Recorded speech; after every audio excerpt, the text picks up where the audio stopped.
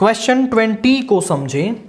Assertion क्या कह रहा है, the number 5 raise to the power n can not end with the digit 0 where n is a natural number. आप समझे कि किसी भी नंबर, आप देखो 5 के फैक्टर्स करो तो 5 के फैक्टर्स हैं 5 इंटू 1 की पावर n यानी 5 की पावर n, और यहां आपका 2 की पावर नहीं है।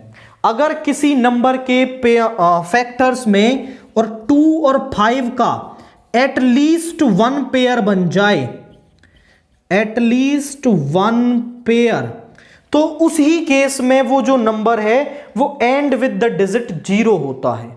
अगर 2 और 5 दोनों प्रेजेंट नहीं है तो n की वैल्यू कुछ भी हो जाए, वो नंबर आपका 0 के साथ एंड नहीं हो सकता। अब वो कह रहा है द नंबर 5 की power n can not end with the digit 0 where n is a natural number. तो सही बात है, क्योंकि 5 की पावर n में 2 फैक्टर नहीं है, so a is true. And r को पढ़ें, prime factorization of 5 has only 2 factors. बिल्कुल सही बात है कि 5 के 2 फैक्टर होते हैं, 1 एंड 5।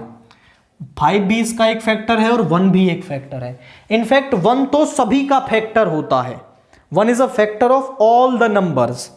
बट वो कह रहा है प्राइम फैक्टर्स, 1 ना प्राइम होता है ना कंपोजिट होता है। कभी कभी दोनों भी हम इसको ले लेते हैं, बट 1 ना प्राइम है ना कंपोजिट है।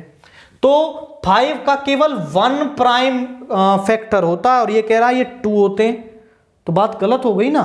So a is true and r is false. a तो ट्रू होगा और r जो है हमारा वो फॉल्स होगा।